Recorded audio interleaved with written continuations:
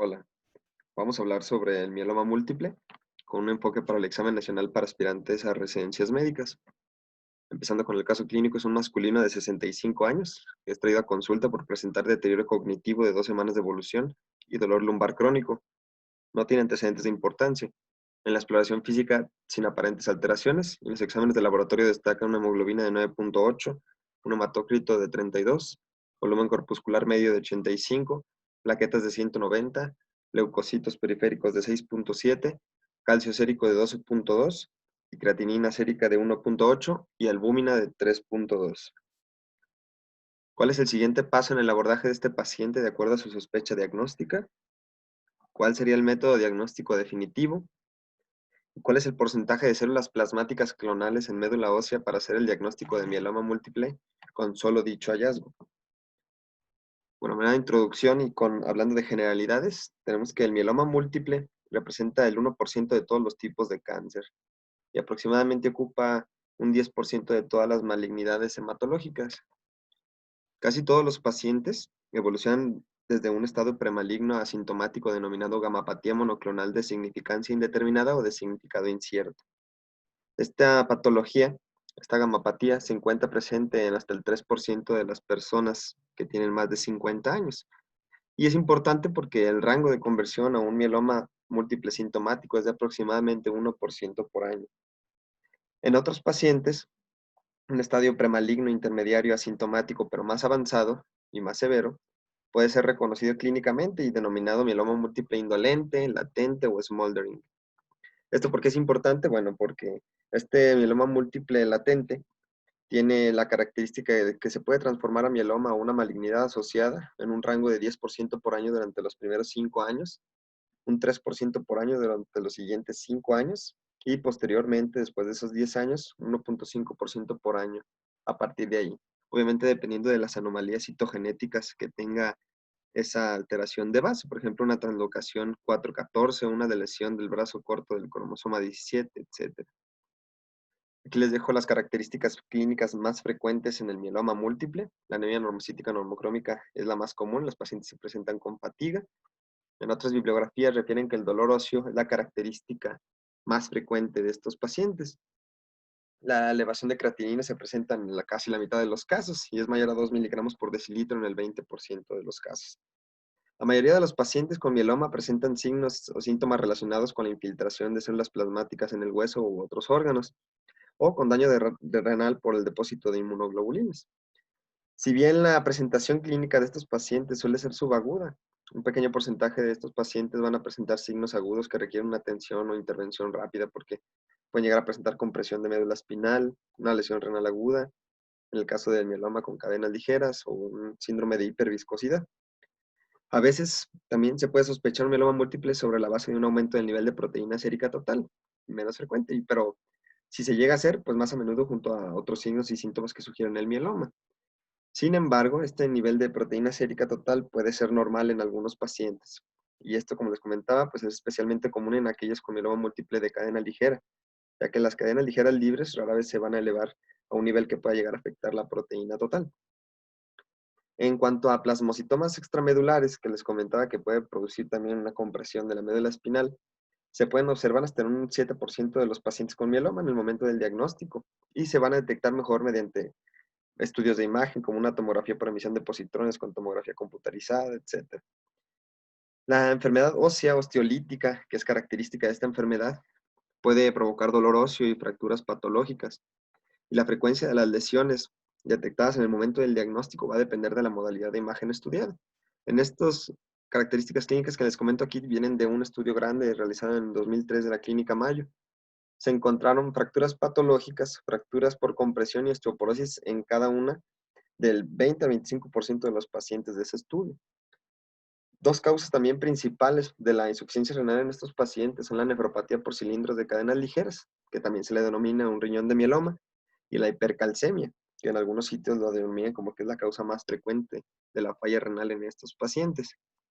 Los pacientes que no secretan cadenas ligeras no tienen un riesgo de padecer mieloma renal como tal, pero si se asocia a la hipercalcemia, sí tienen ese riesgo. En ausencia de otras causas de insuficiencia renal, se puede hacer un diagnóstico presuntivo de nefropatía por cilindros de cadenas ligeras en el contexto de que existan concentraciones elevadas de cadenas ligeras libres involucradas. Y pues bueno, ¿cuándo sospechar de mieloma múltiple?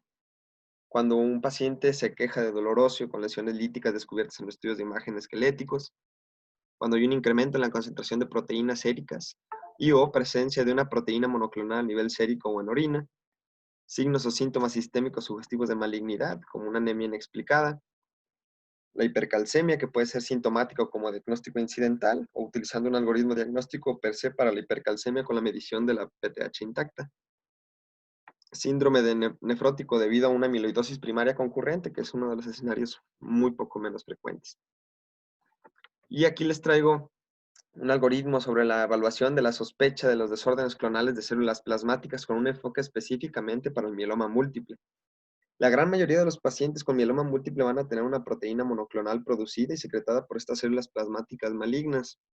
Esta se va a poder detectar mediante análisis de cadenas ligeras libres en suero y o electroforesis de proteínas en suero, también un análisis de orina de una recolección de 24 horas combinada con inmunofijación del suero y de la orina. La electroforesis de proteínas del suero va a mostrar una banda localizada o un pico en más o menos el 80% de los pacientes con mieloma. La adición de la inmunofijación, como les comento, de estas proteínas séricas va a aumentar la sensibilidad a más del 90%. Cuando se usa en combinación tanto la electroforesis de proteínas en suero, la electroforesis de proteínas en orina y la inmunofijación del suero y de la orina, van a demostrar un componente monoclonal o una proteína M en más del 95% de los pacientes con mieloma. Por eso es muy importante que ante la sospecha de esos pacientes sigamos este corto algoritmo que lo saqué de un extracto de UpToDate porque viene muy bien, aunque el algoritmo es muy grande el que viene ahí. Pero aquí, como les comento, pedir una evaluación general con exámenes de laboratorio iniciales, que incluye a todos esos que vienen ahí, importante la electroforesis de proteínas séricas e inmunofijación, obviamente el ensayo sérico de cadenas ligeras libres y las inmunoglobulinas cuantitativas. Si sí se detecta la proteína monoclonal o proteína M, si está presente en la electroforesis de proteínas séricas o en la inmunofijación, o hay una relación anormal de cadenas ligeras libres más un aumento del nivel de cadenas ligeras libres implicadas, pues se tiene que hacer un urianálisis rutinario y recolección de heridas de 24 horas para detectar también la presencia de estas proteínas. Y si se asocia a uno de los siguientes hallazgos, como anemia, insuficiencia renal, hipercalcemia, una proteína M mayor o igual a 1.5, proteína M no IgG o relación anormal de cadenas ligeras libres séricas, se tiene que evaluar ya como tal la presencia de mieloma múltiple. ¿Cómo? Pues el estudio de la médula ósea, que es el estándar para poder hacer el diagnóstico, o un estudio histopatológico en caso de que se encuentre un plasmocitoma extramedular ya analizado por biopsia. Y también pues la medición para factor pronóstico de la albúmina, DHL, la beta-2 microglobulina y PCR, y evidentemente la imagen ósea, que la imagen ósea indudablemente no debe ser valorada con una sola radiografía. Tiene que tener una de las siguientes tres modalidades, ya sea una tomografía computarizada de dosis bajas de cuerpo entero sin contraste, la utilización de un PET scan con fluorodesoxiglucosa, con tomografía, o una resonancia magnética de todo el cuerpo, o bien nada más de un mínimo de la parte de la columna espinal y la pelvis, dependiendo de dónde se encuentre el sitio de valoración. Aquí les dejo los criterios diagnósticos del International Myeloma Working Group, en donde hacen la diferenciación de las patologías que les vengo comentando. La definición del mieloma múltiple, la definición del mieloma múltiple latente y la definición de la gamapatía monoclonal de significado incierto. Estas sí se las deben de aprender para el examen nacional porque en sí no les llegan a preguntar específicamente criterio por criterio, pero saber hacer la diferenciación de estas tres, no etapas de la enfermedad, pero sí que pueden llegar a ser subsecuentes.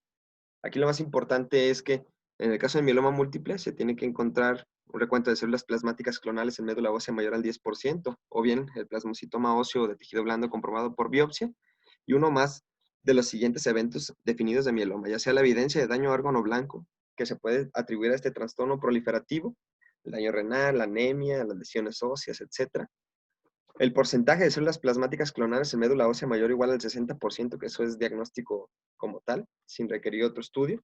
Una relación de cadenas ligeras libres en suero involucradas, no involucradas, mayor o igual a 100, o bien que las cadenas ligeras libres involucradas sean mayores o iguales a 100 miligramos por decilitro.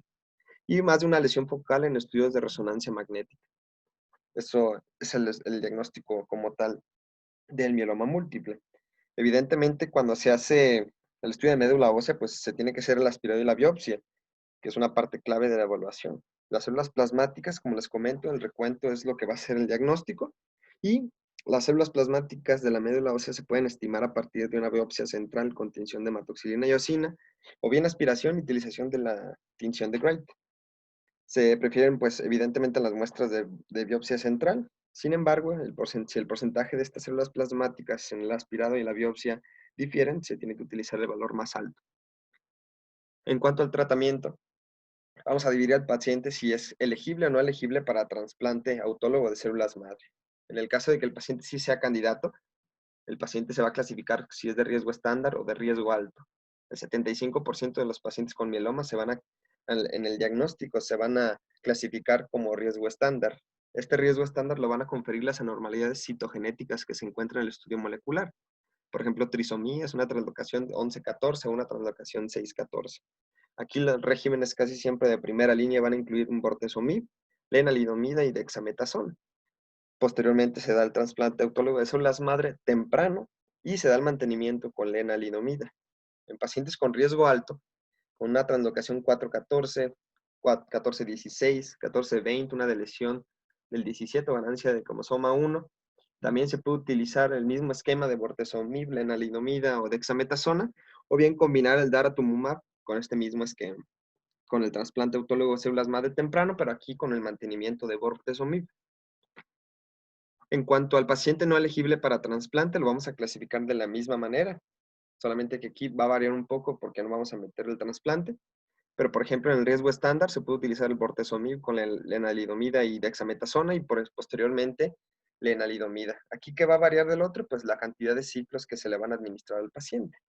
O como otra opción, el daratumumab, lenalidomida y con dexametasona hasta que hay una progresión de la enfermedad.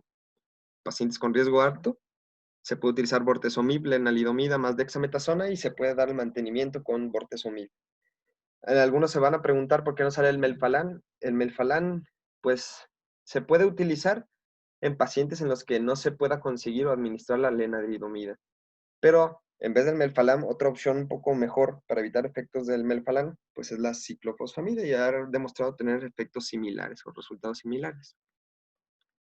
Para pronóstico se utiliza más la escala de RIS. A partir del 2015 se encontró que se correlacionaba bien con una muestra muy significativa de pacientes con el porcentaje de supervivencia general a 5 años. Se clasifica en 3 estadios y depende de la albúmina sérica, de la beta-2 microglobulina, de la citogenética, si es o no de alto riesgo, y del nivel de DHL, con sus respectivos porcentajes de supervivencia generales a 5 años.